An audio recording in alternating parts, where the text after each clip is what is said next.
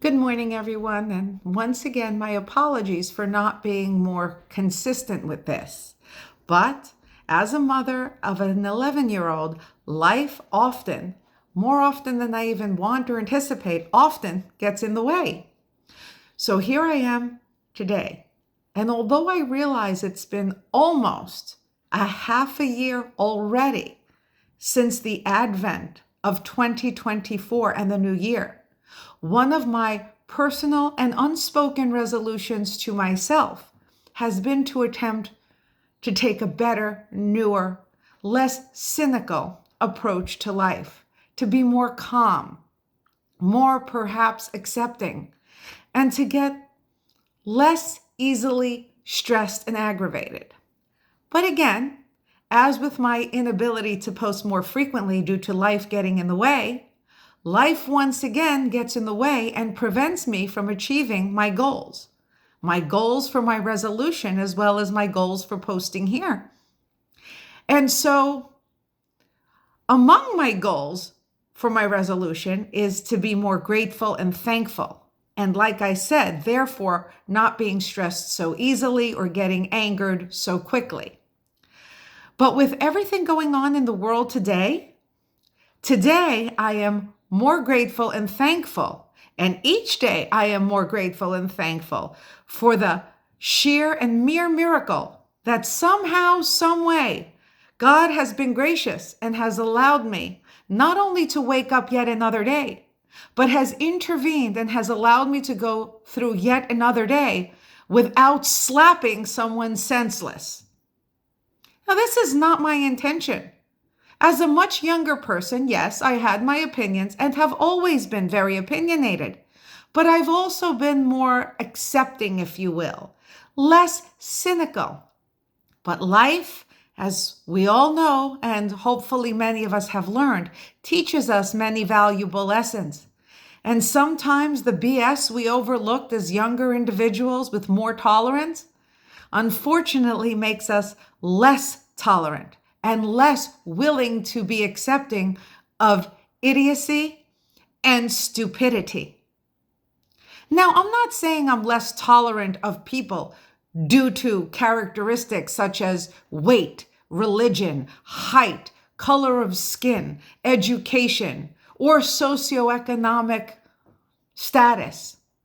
I'm less tolerant of people who are willing to drink the Kool-Aid and buy into idiotic ideology that inadvertently has a detrimental effect on me, my family, and on society at large, forcing us, those who choose to perhaps stand alone, to fit in to anomalies, a society full of anomalies that in prior decades, prior years would have been rather embarrassingly unacceptable.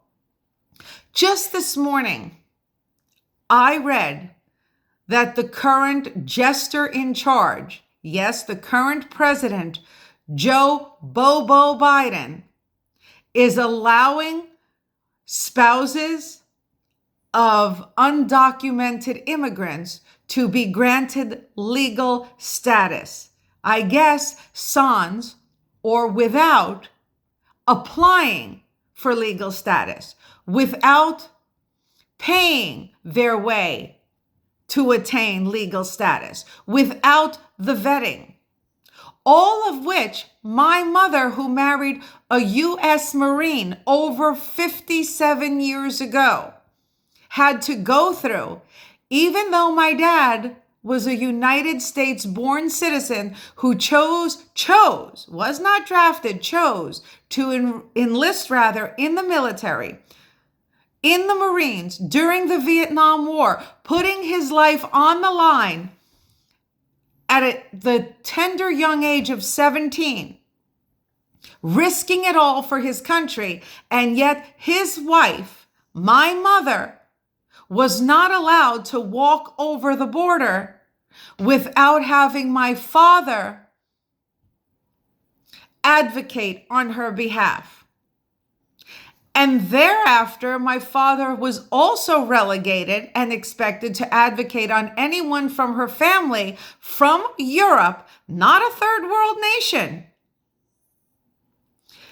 had to stand up for them, had to speak up for them, had to represent and verify for them. So my mother and anyone from her immediate family who chose to come to the United States had to do so by a demanding and rigorous vetting process. And my mother, the spouse of an American-born military man who risked his life for his country, was still not allowed to come here without being thoroughly, fully, and rigorously vetted. The same holds true for my husband, who's Canadian, one of our closest cousins, the closest neighbor and ally we have to the north. And when we got married 21 years ago in August, I had to shell out money and spend months upon endless months providing our government with pictures, names, addresses, and phone numbers of family and friends that they can reach out to verify that our relationship was legitimate, to the tune of tens and tens of thousands of dollars, and months upon months on end of a rigorous vetting process.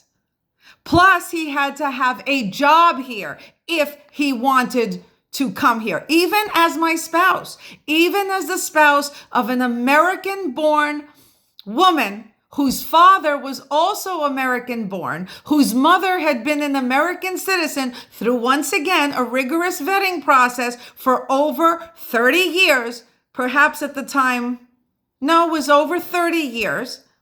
It's now over 40 years that she's here legally, but at the time it was over 30 years, and still with two parents who were American citizens, one born here, and as the spouse of an American-born woman, he could still not walk over the border freely. He had to be thoroughly vetted and had to go through a rigorous process and could not become a citizen for 7 years. We had to go through the same vetting process, rigorous vetting process, may I add, when we as a family moved to Canada.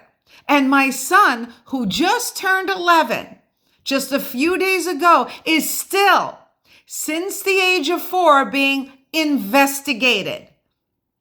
Go figure. And yet today, I read that Joe Biden is allowing the spouses of American-born citizens, no matter where these spouses are from or how long they've been here, to be legalized without the same scrutiny that I had to go through in Canada, that my son is still going through in Canada, and that my mother went through in Canada. And without the same scrutiny and rigorous vetting that my mother had to go through over 50 years ago when she came to the U.S. as the wife of an American-born Marine who was in the Vietnam War. And the same process my husband had to go through just over 20 years ago when we married. How is that fair? How is that equity? How is, since this party is all about diversity, equity, and inclusion, how is that equity? It's not. Therefore, I think those of us, including my sister-in-law who lives in Canada, who came over from Italy and had to legally become a citizen, I think all of us who did things the right way, the hard way, with expenditures, out-of-pocket expenditures to the tunes of tens of thousands of dollars per person, deserve retributions. We demand and want our money back with interest for my mother, who's been here for over 40 years. Probably, she's been here for, I'm 57. She's been here for 56 years. I want money back for her with interest. And I want money back for my husband with interest since he's been here for almost 21 years.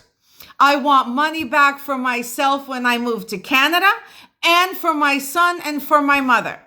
If we're going to call for retributions, and we are going to call across countries, across borders, and globally for diversity, equity, and inclusion, we want equity.